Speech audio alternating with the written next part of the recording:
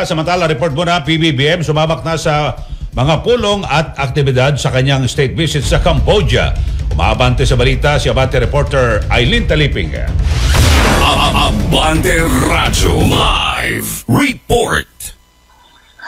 Eli, opisyal na nagsimula ang ikalawang araw ng state visit ni Pangulong Ferdinand Marcos Jr. sa Cambodia sa pamamagitan ng ilang aktibidad at formal na pagtanggap sa kanya kasama si First Lady Liza Araneta Marcos sa Peace Palace.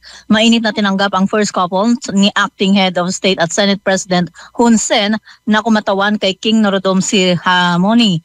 Naunang nag-ala ng bulaklak ang Pangulo sa Independence Monument sa Phnom Penh bilang paggalang sa independence ng Cambodia.